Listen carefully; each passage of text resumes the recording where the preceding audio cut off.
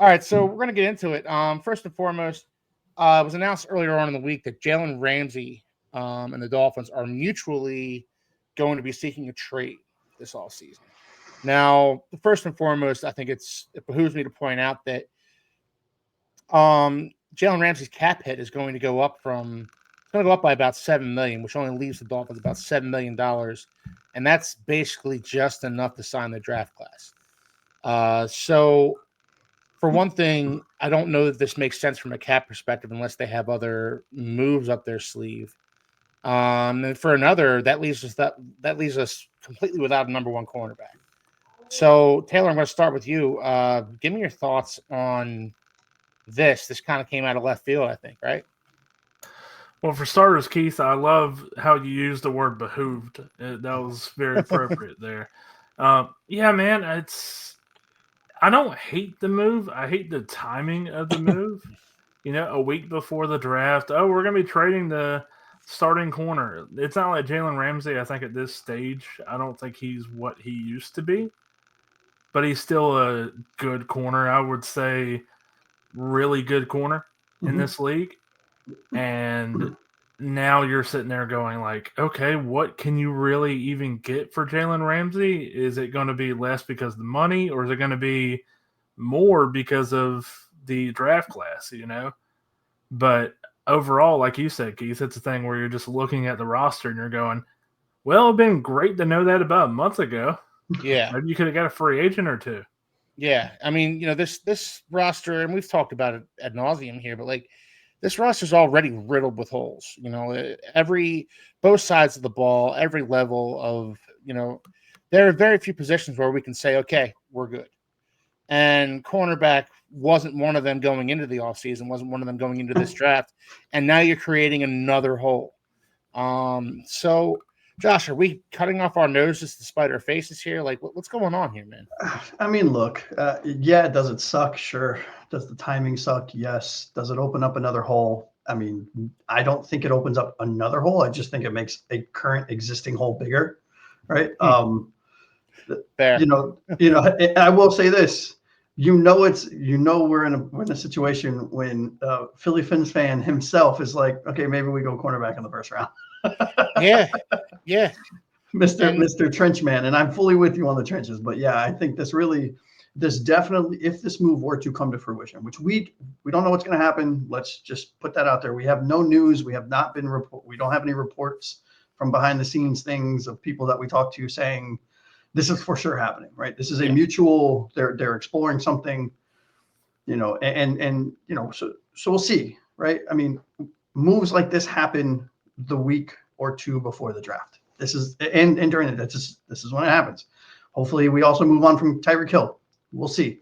The one thing that bothered me with the entire news about Jalen Ramsey is Chris Greer coming on and, I don't know, trying to make us believe that he didn't request a trade. So you're telling me, so one of two things is happening, in my opinion. You're either lying to us, which is probably what's happening, because you don't want to get it out there so you can try to get as much as you can, because you don't want to be trying to negotiate from the bottom part of the negotiation. Or he just decided, hey, let's just make a position of need even worse. Right? I don't know why, right? And the only thing I can think of, if that's the case, is that they're trying to reset the books. They're not trying to spin it as a rebuild, but this, in fact, is a rebuild. We are, when this kind of stuff happens, depending on the moves that happened in the draft and post-draft, I think it's safe to say that this isn't a soft rebuild. This isn't we're just going to rebuild a position group. This is we're getting younger, which we have, which is awesome, right? So let's find some silver linings, right? We try to be positive here, even though they make it very difficult on us sometimes. But I think, I think there can be some positive things gleamed and that we can get from this, right? So to Taylor's point,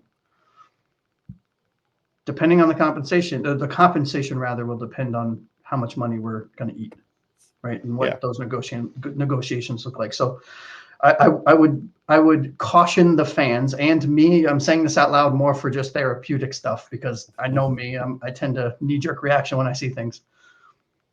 If the compensation is low, dig into the deal, because that might mean that the team that's acquiring them is taking on the majority of the cap, which is fine.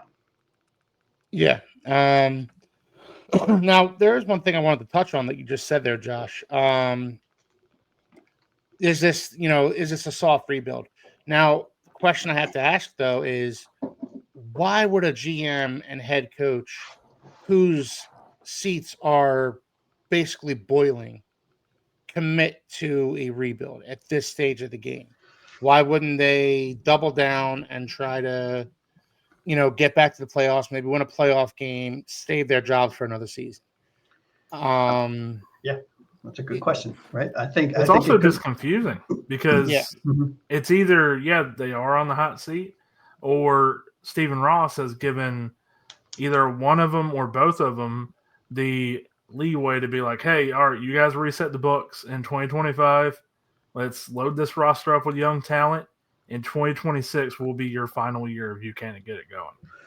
And either it's the lack of, I guess, communication, and both Mike McDaniel and Chris Greer, we'll get into Chris Greer in a minute. I don't think that either of them are fantastic at public speaking.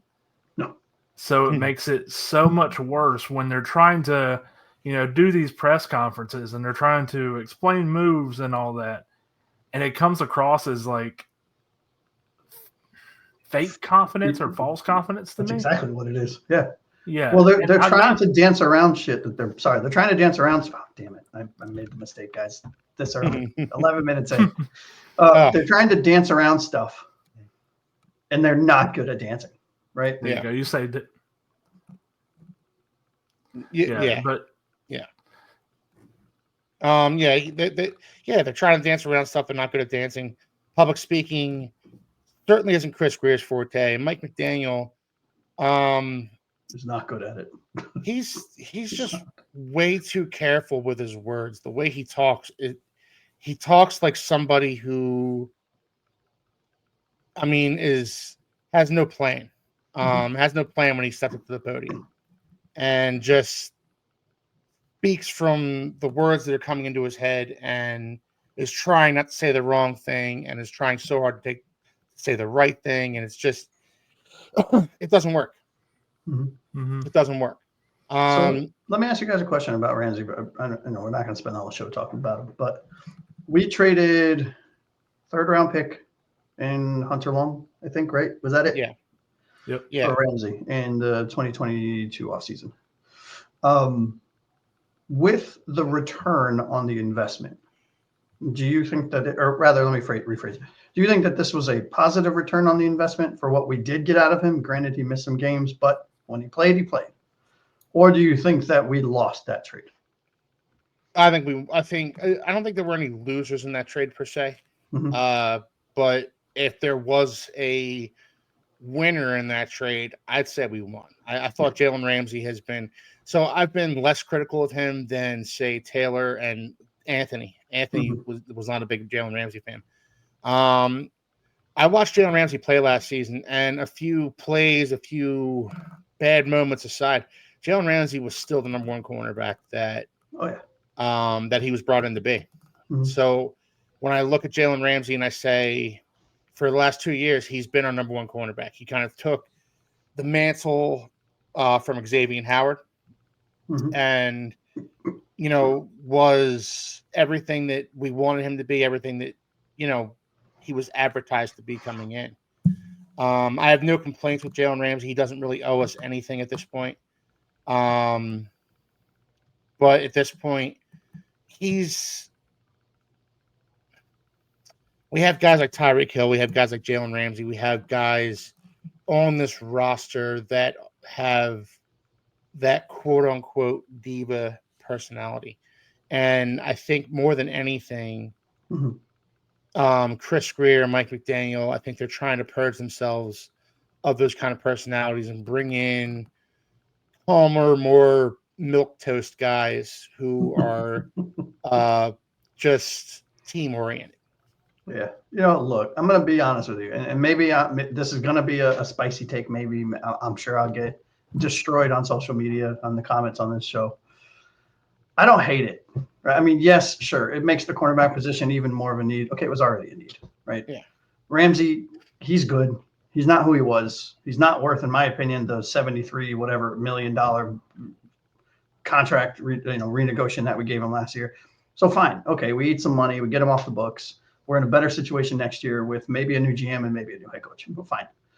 Tyreek Hill, I've wanted gone since the middle of the year. After he quit on the team in Week 18 against the Buffalo Bills, I doubled down, right? So, maybe this is, like I said, maybe this is I'm in the minority here, but I think these are, yes, it's going to suck, and yes, we're not getting better right now, but I think the juice in this case is certainly worth the squeeze, right? It's worth taking it on the chin, in my opinion, just cleaning the corners of some of these positional rooms.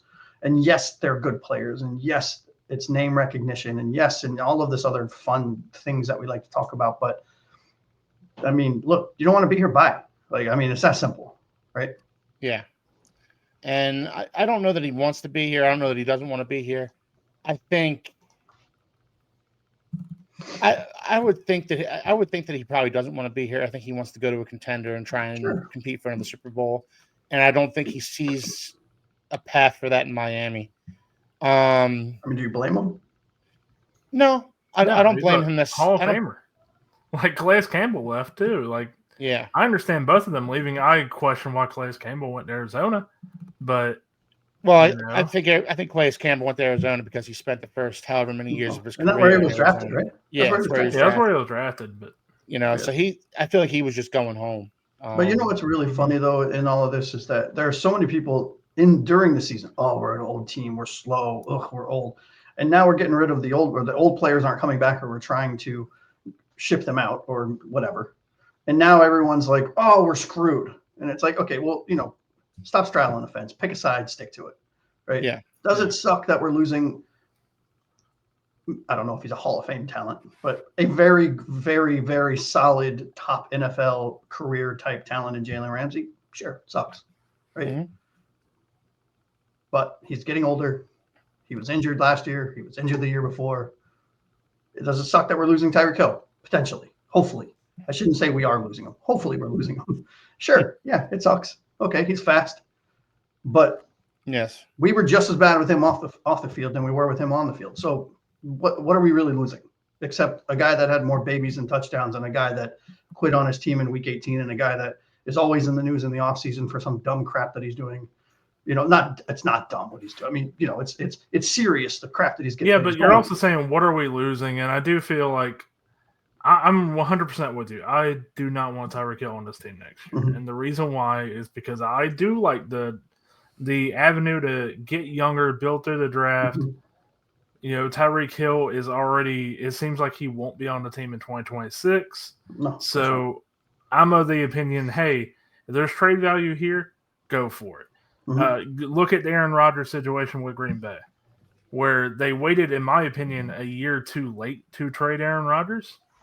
To whereas a year prior, they possibly could have got multiple firsts from like the Broncos, who traded for Russell Wilson.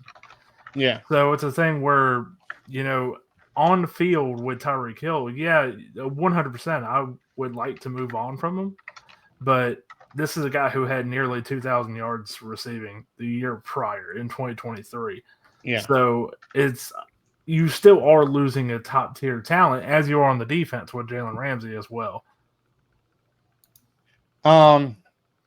Yeah. So the one thing with the one thing with Tyreek Hill that I think warrants pointing out is that first off, he wasn't the same player on the field that he was in years past. But also, I look at that Texans game. Mm-hmm. I look at that damn Texans game. Tua Tagovailoa threw 3 interceptions in that game, 2 of which can be directly attributed to Tyreek Hill either cutting off a route on one interception and running the wrong route on another interception. More than anything, for a quarterback like Tua, you need to run the right route, don't cut it off, be where you're supposed to be where Tua expects you to be on that route so he can get you the football. Mm-hmm. You can't go rogue. Yeah, and you haven't even mentioned the drop touchdowns. He lost us 2 games. Yeah. Last year. Yeah. So now that being said, we're talking about trading Tyreek Hill. His name's been in the headlines again this whole season, and I'm not going to get into what happened or what didn't happen. Or the fact of the matter is, his name was in the headlines again. His trade value has never been lower. I don't know what we can get for Tyreek Hill at this point.